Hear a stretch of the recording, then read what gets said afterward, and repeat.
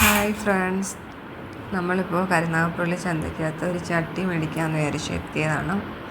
അപ്പം പുളിയിഞ്ചി ഇടുന്നത് എങ്ങനെയാണെന്ന് അമ്മായി എടുത്ത് ചോദിച്ചപ്പോൾ അമ്മായി അതെല്ലാം പറഞ്ഞു തന്നിട്ട് പറഞ്ഞു, ഒരു പുതിയ ചട്ടി മേടിക്കണം, ചട്ടിക്കകത്താണ് ഇത് ഇടുന്നതെന്ന് പറഞ്ഞു.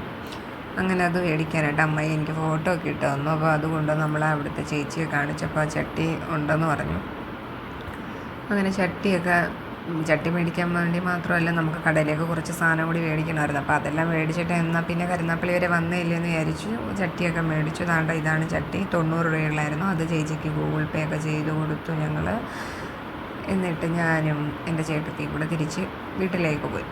വീട്ടിൽ വന്നിട്ട് ചട്ടി മയക്കുന്ന വിധവും കൂടെ അമ്മായി പറഞ്ഞു തന്നു. അതായത് ഒരു പാത്രത്തിൽ നിറച്ച് വെള്ളം എടുത്തിട്ട് ചട്ടി അതിൽ മുങ്ങി നിൽക്കണം, അത്രയും വെള്ളം എടുക്കുക. ഏകദേശം ഒരു 2 ദിവസം നമ്മൾ ആ ചട്ടി അങ്ങനെ അനക്കാതെ തന്നെ വെള്ളത്തിൽ വെക്കുക. അതിനുശേഷം 2 ദിവസം കഴിഞ്ഞതിന് ശേഷം ചട്ടി എടുത്ത് നന്നായിട്ട് നമ്മൾ സോപ്പിട്ട് കഴുകുക. പൊടിയും ലിക്കും കാര്യങ്ങളൊക്കെ പോട്ടെന്ന് വിചാരിച്ചിട്ടാണ് അതിന് നന്നായിട്ട് കഴുകിയതിന് ശേഷം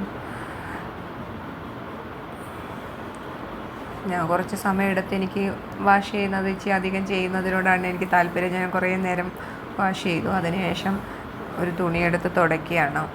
അന്നേരം ചട്ടി നല്ലപോലെ തുടയ്ക്കുക, ഉണങ്ങിയ തുണി കൊണ്ട് തുടയ്ക്കുക. എന്നിട്ട് അതിലേക്ക് മഞ്ഞൾപ്പൊടിയും വെളിച്ചെണ്ണയും കൂടെ മിക്സ് ചെയ്തിട്ട് നന്നായിട്ട് തേച്ച് പിടിപ്പിക്കുക. കാരണം ഇത് നമ്മൾ ഗ്യാസിൽ വെക്കുമ്പോൾ സാധാരണ ചട്ടി പൊട്ടുന്നൊരു അവസ്ഥയുണ്ടല്ലോ, അപ്പോൾ അതുണ്ടാവാതിരിക്കാനാണ് ഇങ്ങനെ ചെയ്യുന്നത്. അമ്മായി പറഞ്ഞ് ഇങ്ങനെ ചെയ്തു കഴിഞ്ഞാൽ അത് പൊണ്ടാവത്തില്ല. കാരണം ഇപ്പോൾ ഉള്ള എല്ലാ ചട്ടികളും നമ്മൾ അടുപ്പത്ത് വെക്കുമ്പോഴേ പൊട്ടാൻ തുടങ്ങും. എന്നിട്ട് അതിനെ നമ്മൾ വെയിലത്ത് വയ്ക്കുക, ഒരു ദിവസം ഫുള്ള് വെയിലത്ത് വയ്ക്കുക. അപ്പോൾ ഓക്കെ, ബൈ ബൈ.